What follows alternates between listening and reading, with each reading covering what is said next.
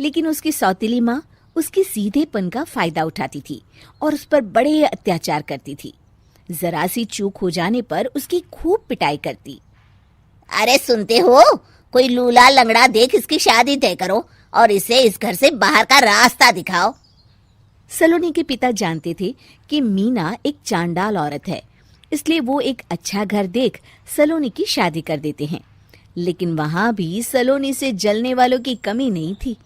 सलोनी की ननद निकिता उसे बिल्कुल पसंद नहीं करती थी। सलोनी, बात तो सुनो जरा।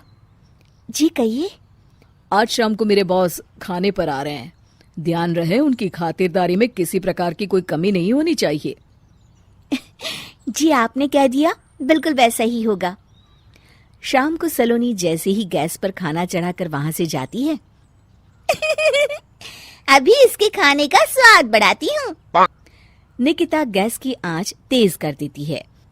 थोड़ी देर में देखते ही देखते सारा खाना जल जाता है और पूरे रसोई घर में चारों तरफ धुआं फैल जाता है। अब आएगा मजा। माँ जल्दी आओ, यहाँ देखो सलोनी ने किचन में आग लगा दी। अरे तेरा सत्यानाश हो, कल मुही तूने ये क्या कर दिया? सलोनी की सास उसे बहुत डांट फटकार लगाती है। तभी मोहन अपने बॉस के साथ घर में प्रवेश करता है। अरे भाई मोहन, ये क्या तुम्हारे घर का क्या हाल हो रखा है? लगता है खाना जल गया है। चलो खाने का प्रोग्राम कैंसिल करो, मैं अपने घर जाके खा लूंगा। सर दरअसल सर मुझे माफ कर दीजिए। अरे कोई बात नहीं, घरों में ये छोटी मोटी बातें होती रहती है। मैं समझ सकता हूँ, फिक्र मत करो, मैं नाराज नहीं हूँ और इस बात का तुम्हारे प्रमोशन पर भी कोई असर नहीं पड़ेगा। चलो अब चलता हूँ मैं। बॉस के जाते ही मोहन सलोनी पर भड़क उठता है और उसे खूब खरी खोटी सुनाता है। भगवान, मेरी माँ तो कहती थी कि अच्छे लोगों के साथ हमेशा अच्छा होता है, फिर मेरे साथ ही बुरा क्यों होता है? आखिर मेरी गलती क्या है? तभी आकाशवाणी होती है। बेटी, अब तुम्हें कोई दुख नहीं दे पाएगा। तुम्हारा बुरा सोचने वाले की मन की सारी बातें तुम पहले ही जान जाओगी।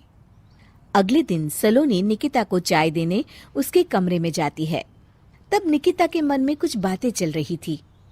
कल तो मैंने सिर्फ खाना जलाया था, अब तू देखती जा सलोनी, तेरा इस घर में जीना हराम कर दूंगी। अच्छा, तो ये बात है, अब इसे सबक सिखाना ही पड़ेगा। कुछ दिनों के बाद, सलोनी, मेरे कपड़े जल्दी से प्रेस कर दो, ऑफिस के लिए देर हो रही है।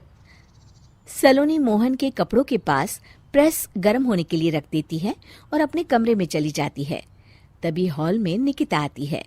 सलोनी चुपके से उसे देख रही होती है। आज अगर मैंने ये कपड़े जला दिए तब तो पक्का मेरा भाई इस सलोनी की बच्ची को धक्के मार के घर से बाहर निकाल देगा। अरे तू क्या मुझे निकलवाएगी? महादेव है मेरे साथ। ठहर जा निकिता, आज तो तेरी खैर नहीं। सलोनी अपने पति मोहन को बुला लाती है और निकिता की सारी करतूत दिखाने लगती है। निकिता गर्म प्रेस मोहन के कपड़ों पर रखकर अपने कमरे में चली जाती है। मेरी बहन इतनी बड़ी चालबाज निकलेगी, मैंने तो सोचा ही नहीं था। मुझे माफ कर दो सलोनी, मैं तुम्हें गलत समझ रहा था।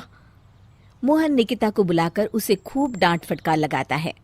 उस दिन के बाद से सलोनी की जिंदगी पूरी तरह बदल जाती है। सलोनी हर किसी के मन की बात सुन लेती थी। दूसरी तरफ निकिता का कोई भी दांव सलोनी पर नहीं चलता था और आखिरकार वो भी सलोनी के आगे घुटने टेक देती है। फिर एक दिन सलोनी की सास की सहेली ममता अपनी बहू कविता के साथ वहां आती है। कविता मन ही मन कहती है, अरे ये बुढ़िया पागल है जो मुझे यहाँ लेके आ गई। कहाँ मैं अपनी किटी पार्टी छोड़ के इसके साथ यहाँ मरने आ गई। पता नहीं कब तक इसे झेलना पड़ेगा। अरे ये जल्दी मरे और इसकी सारी जायदाद मेरे नाम हो जाए। सलोनी कविता की सारी बातें सुन लेती है। अरे कविता, तुम अपनी सास की जायदाद के लिए उन्हें झेल रही हो और उनके मरने का इंतजार कर रही हो। ये तो गलत बात है। सलोनी की बात सुनकर कविता बिना देर किए कहती है, अरे ये तुमने कैसे सुन लिया? ये सारी बातें तो मैं अपने मन से बोल रही थी। तुमने कैसे सुन लिया? बस फिर क्या था, ये सुनते ही कविता के बगल में बैठी उसकी सास उसकी चोटी पकड़ लेती है।